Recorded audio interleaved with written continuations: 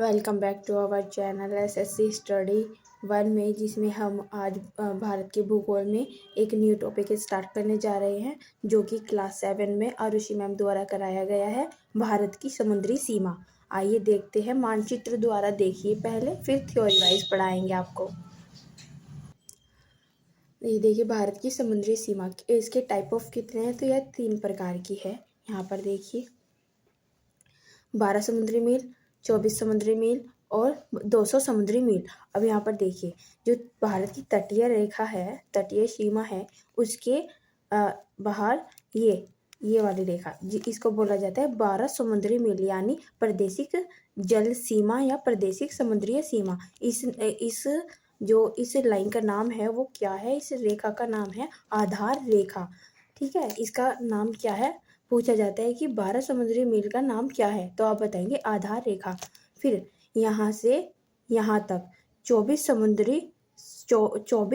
समुद्री मील होगा, यानी प्रादेशिक समुद्रीय सीमा। इसका नाम, इस रेखा का क्या नाम रहेगा, तो अविच्छिन्न मंडल या संलग्न क्षेत्र। अब फिर यहाँ से यहाँ तक 200 नौकीय मील रहेगा, जिसको प्रादेशिक समुद्री सीमा कहा जाएगा। इसका नाम क्या होगा, अन्य आर्थिक क्षेत्र। क्या रहेगा, अन्य आर्थिक क्षेत्र। उसके बाद जो समुद्र रहेगा उस पर सभी राष्ट्रों का समान अधिकार होगा। ठीक है, नेक्स्ट देखिए। अब इसको एक बार आप थ्योरी वाइज देख लीजिए। देखिए प्रादेशिक सीमा 12 समुद्री मील, इसको बोलते हैं 22 km। ठीक है, ये कितना होता है, 22 किलोमीटर। फिर है 24 नॉटिकल मील, है ना, 24 नॉटिकल मील। एम को क्या कहता है, नॉटिकल मील्स, यानी समुद्री मील। तो 24 समुद्री मील को सन्निहित क्षेत्र, और मैंने अभी आपको मानचित्र में क्या दिखाया था, अविच्छिन्न क्षेत्र भी कहा जाता है। 200 न्यूमेरिकल मील्स, यानी समुद्री मील को क्या कहा जाता है, विशिष्ट आर्थिक क्षेत्र। विशिष्ट आर्थिक क्षेत्र का साथ उसका वह दूसरा नाम भी है, जो मैंने आपको मानचित्र द्वारा बताया है। अब देखिए आगे टॉपिक देखिए। अब ये कुछ महत्वपूर्ण पॉइंट है आपकी समुद्री सीमा से रिलेटेड, इनको देख लीजिए। यूएन क्लॉज, इसको कहते हैं संयुक्त राष्ट्र समुद्री कानून सम्मेलन। यह 1982 का एक अंतर्राष्ट्रीय समझौता था, यानी समझौता है, अंतर्राष्ट्रीय समझौता है ये। कानूनी ढांचा, यानी यह क्या करता है, तो यह कानूनी ढांचा है एक, जो बताता है कि किस देश की कहाँ तक समुद्री सीमा होगी और उसको कहाँ तक यूज़ कर सकता है। ठीक है, और कहाँ से आगे हर एक राष्ट्र का उस पर अधिकार रहेगा। आगे देखिए भारत का समुद्रीय क्षेत्र। समुद्र पर देशों के अधिकार का निर्धारण संयुक्त राष्ट्र समुद्रीय कानून कन्वेंशन के मध्य से होता है, यानी इसके मध्य से होता है, यानी क्लोज के, जो तटीय आधार से भी विभिन्न दूरियों पर आधारित है। ठीक है, जो तटीय आधार से दूर, फिर उससे दूर, फिर उससे दूर, ऐसे होता है। अब यहाँ पर देखिए बेसिक पॉइंट। एक नॉटिकल मील में कितने किलोमीटर होता है, तो 1.852 किलोमीटर होता है। और एक फैदम में कितने फीट होता है, तो 6 फीट होता है एक फैदम में। और यहाँ हैशटैग नोट देखिए, समुद्र की गहराई को हम फैदम में मापते हैं, यानी समुद्र की जो गहराई होती है वह किस में मापी जाती है, फैदम में। 1 फैदम, 2 फैदम, 4 फैदम, कितने फैदम, है ना। और एक फैदम में कितना आता है, 6 फीट। अगर आपको फीट में निकालना है तो आप फैदम को 6 फीट से इंटू कर दीजिए, तो फिर आपका फीट में निकल कर आ जाएगा, यानी आपको मल्टीप्लाई करना होगा उसको। अब यहाँ पर देखिए प्रादेशिक जल सीमा। प्रादेशिक जल सीमा पहली थी हमारी, जिसको हमने कौन सा क्षेत्र कहा था, समुद्रीय सीमा, यानी प्रादेशिक समुद्री सीमा भी कहा जाता है, और 12 समुद्री मील भी कहा गया। ये कितना होता है, 12 नॉटिकल मील तक होता है यह क्षेत्र। ठीक है, भारत को इस क्षेत्र में सभी प्रकार के संसाधनों को दोहन का पूर्ण अधिकार है, यानी दोहन का पूर्ण अधिकार।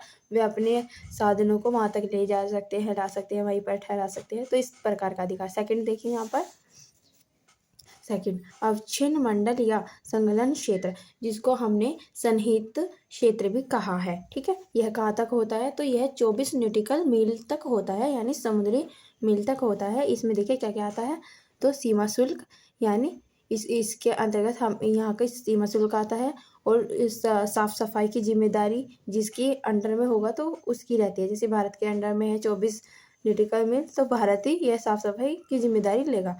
फिर है पर्यावरणीय स्वच्छता एवं अधिकार, यह भी किसके हिस्से में आते हैं, तो यह भी 24 न्यूटिकल मील के अंतर्गत आता है। अब थर्ड में देखिए अनन्य आर्थिक क्षेत्र, जो 200 न्यूटिकल मील तक है, यानी 200 समुद्री मील तक इसमें क्षेत्र आता है। अब यहाँ पे देखिए मछली पकड़ने व तेल निकालने का अधिकार। अब हम 200 समुद्री मील तक मछली भी पकड़ सकते हैं और वहाँ से तेल भी निकाल सकते हैं।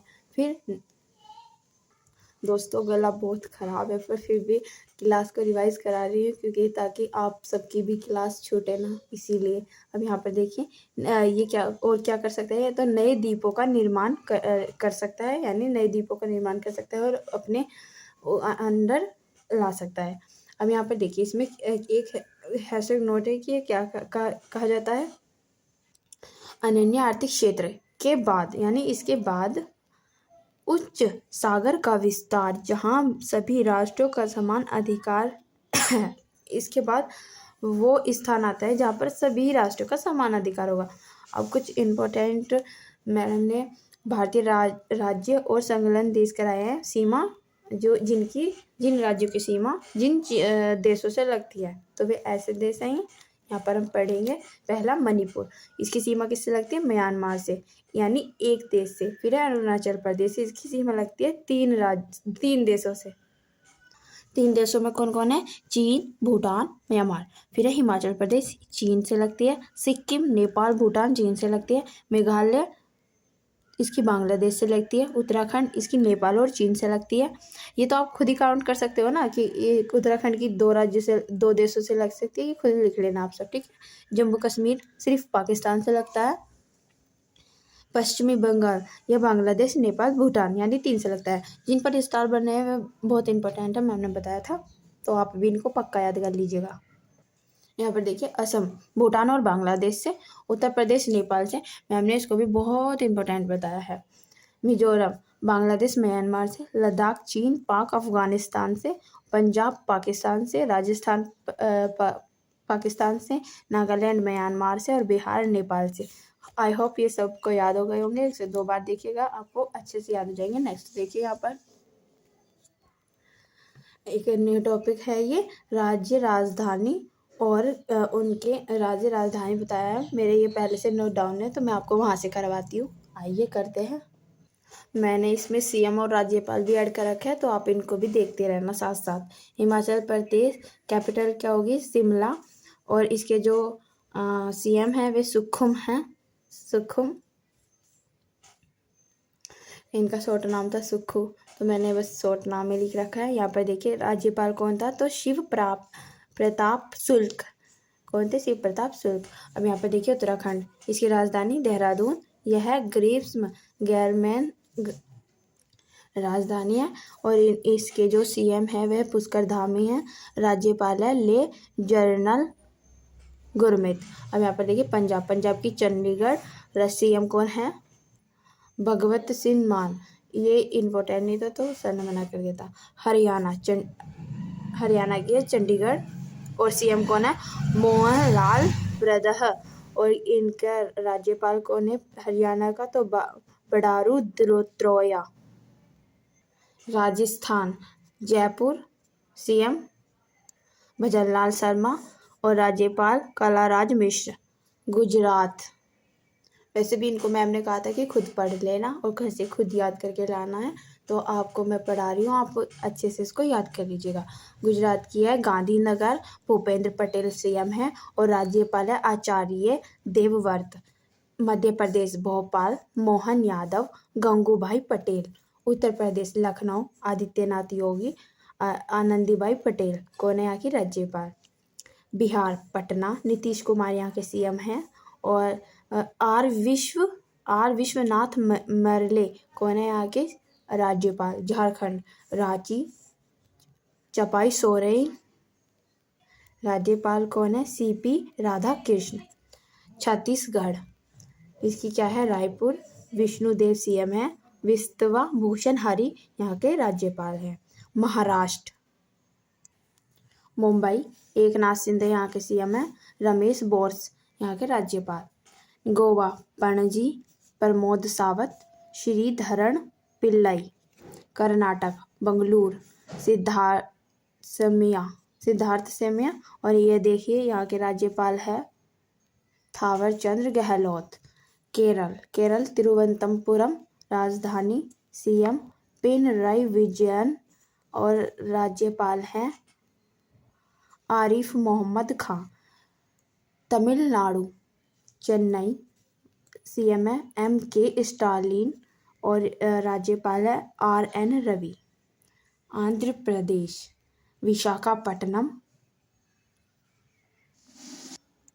यहाँ पर देखिए आंध्र प्रदेश विशाखापट्टनम और सीएम यहाँ के कौन है YS जगनमोहन रेड्डी और राज्यपाल यहाँ के अब्दुल नजीर।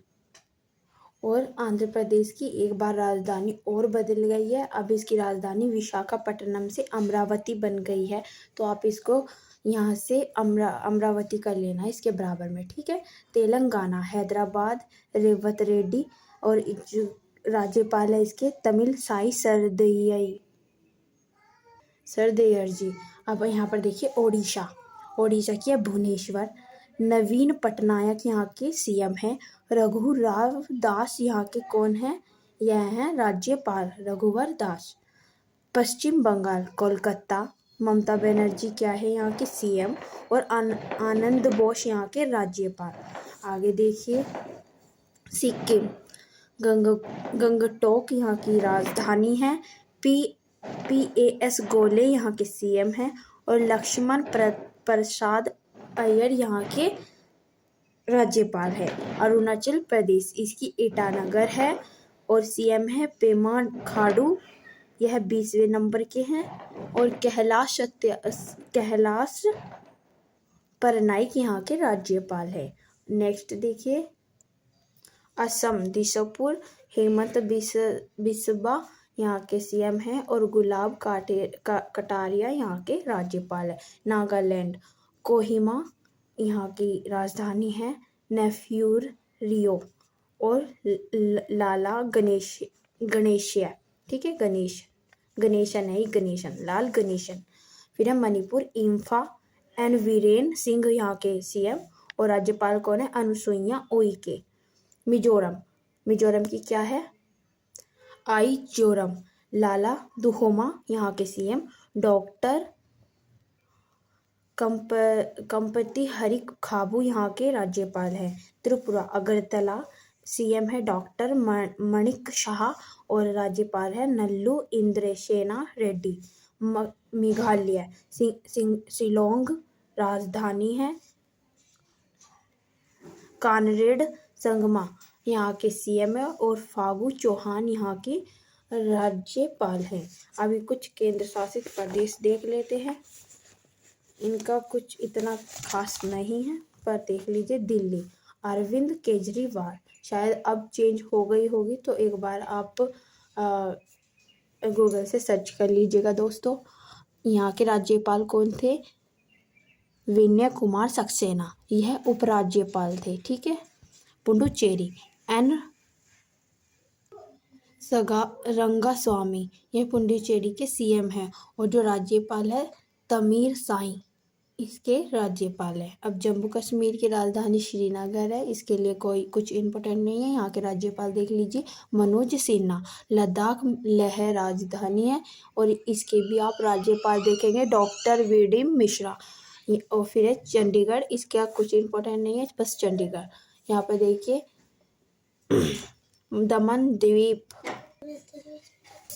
नागर दादर हवेली दमन, इसके राज्यपाल है प्रफुल्ला पटेल प्रशांक।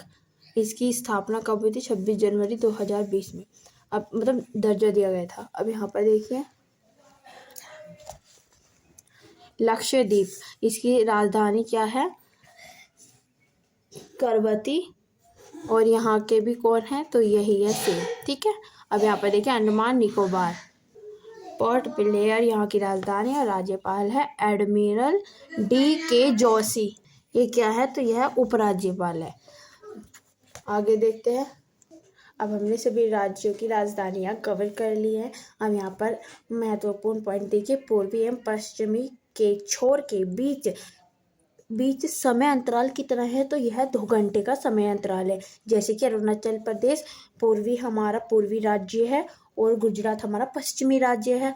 तो जो अरुणाचल प्रदेश में सनराइज कब होता है, तो 5 बजे, और गुजरात में कब होता है, 7 बजे। तो इनके बीच 2 घंटे का फर्क आ रहा है ना। तो इसको 2 घंटे का अंतराल कहा जाता है। अब यहाँ पर देखिए आप, भारत को हिंदुस्तान की संज्ञा सर्वप्रथम किस देश के निवासियों ने दी थी, तो यह ईरानियों ने दी थी। बौद्ध काल में भारत किस नाम से लोकप्रिय था, यह पहली क्लास के क्वेश्चन है जो मैडम ने आपको पहली क्लास में भी कराए गए हैं, है ना। तो जम्बू द्वीप। सर्वप्रथम इंडिया शब्द का प्रयोग भारत के लिए किसने किया, ग्रीक यूनानियों ने। भारत में गांव की संख्या कितनी है, 6.40 लाख से अधिक है। अब हमारी यहाँ से क्लास 8 स्टार्ट हो जाती है। भारत के भौगोलिक प्रदेश या भौगोलिक क्षेत्र, आप ये भी कह सकते हैं। देखिए, भारत में लगभग जो चीज़ें हैं वे कितने परसेंट को घिरे हुए हैं भारत के भूभाग में। अब देखिए, पर्वत कितने परसेंट है, तो वह 10.6% है। पठार 27.7% है। पहाड़ियाँ 18.5% है।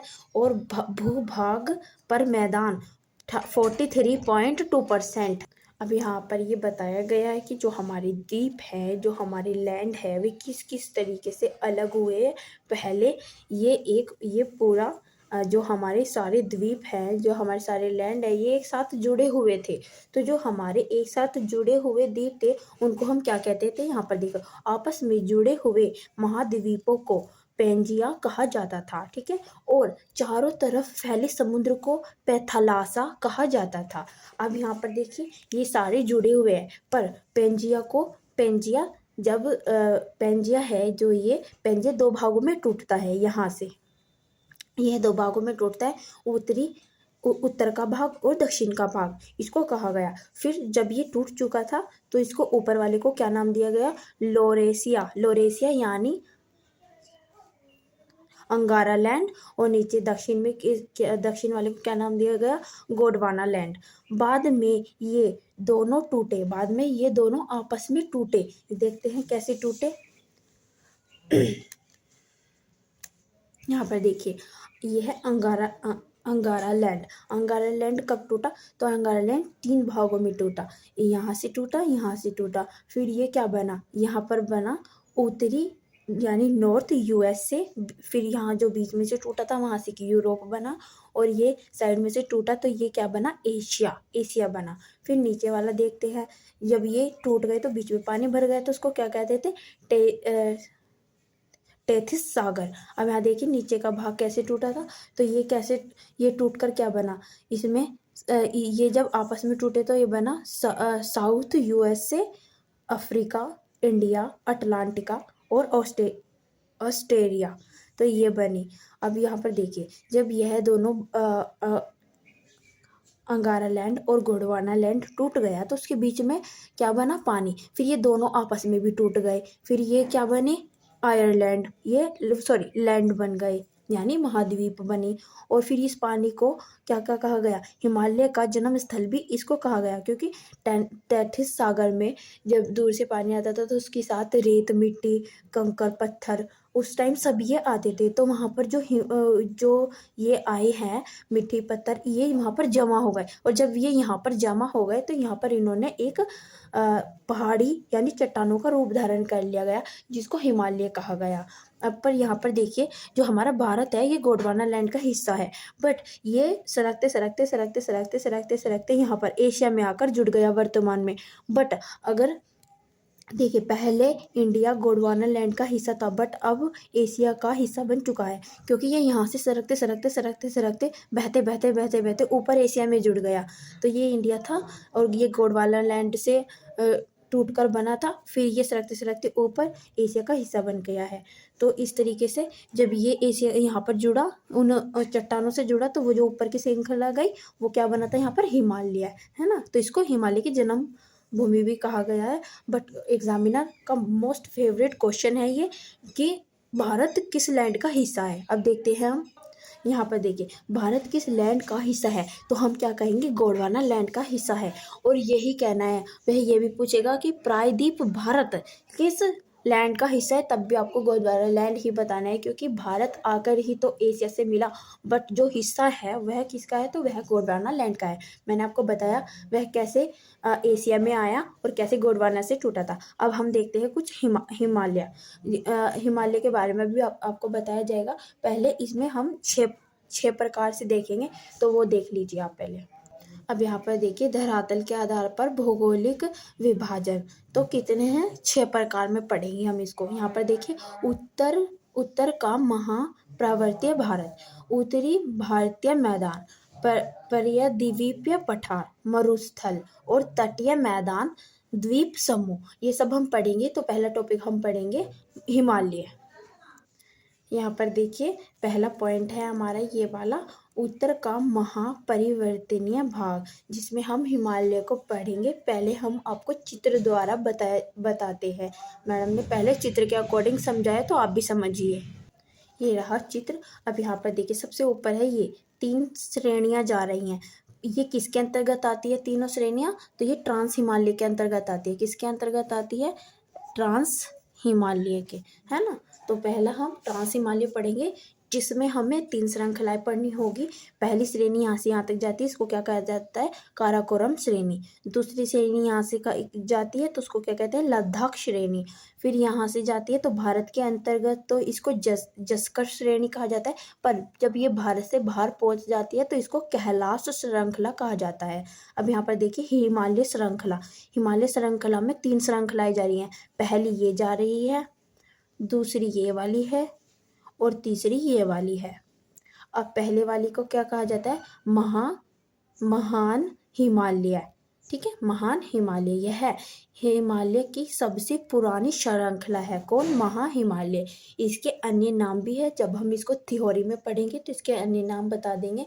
जैसे महाहिमालय को हिमाद्री हिमालय, आंतरिक हिमालय भी कहा जाता है ना। यहाँ पर ये कौन सी हिमालय, सेकंड वाली रो को क्या कहते हैं हम, तो यह है लघु हिमालय। अब लघु हिमालय को क्या क्या कहा जाता है, इसके भी अन्य नाम है, उसको भी हम थ्योरी में एक्सप्लेन करेंगे। बार आपको मुंह से बता देती हूँ, बोल के बता देती हूँ कि क्या क्या कहा जाता है। तो मध्य हिमालय और हिमाचल हिमालय भी कहा जाता है, किसको, लघु हिमालय को। थर्ड श्रृंखला को कहेंगे हम शिवालिक। तो थर्ड श्रृंखला में क्या आएगा, शिवालिक। यह हिमालय की सबसे नवीनतम श्रृंखला है और यह दक्षिणतम है, यानी सबसे दक्षिण में कौन सी श्रृंखला है, तो यह है शिवालिक श्रृंखला।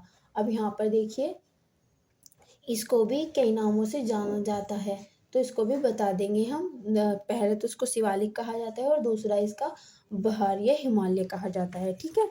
अब यहाँ पर देखिए जो हम धरातल और भौतिक के आधार पर हिमालय 6 भागों में, जो मैंने अभी आपको बताए हैं नोट्स में, है ना, वही। बाकी अब मैम ने कहा है कि 9 क्लास में स्टार्ट करेंगे, ये 6 भाग पूरे एक्सप्लेन करेंगे। तो दोस्तों हमारी 7 और 8 क्लास का बहुत बढ़िया तरीके से रिवीजन हो चुका है और इसको आप 1 से 2 बार देख लीजिएगा। बाकी थैंक यू सो मच। आपको अगर मेरी वीडियोस अच्छी लगती है, हैंड राइट नोट पसंद आते हैं, तो आप प्यारा सा कमेंट करना, लाइक करना, कमेंट सब्सक्राइब भी करना और बेल आइकन को ज़रूर प्रेस कर लेना, ताकि आने वाली वीडियो का नोटिफिकेशन आपको पहले ही मिल जाए। नोटिफिकेशन भी, और जब डल जाए तो वो आपको पता चल जाए कि हाँ अब इस सब्जेक्ट में ये वाली भी क्लास आ चुकी है। तो thank you so much and Vande Mataram. I hope आप सब अच्छे रहें और करते रहें। Thank you.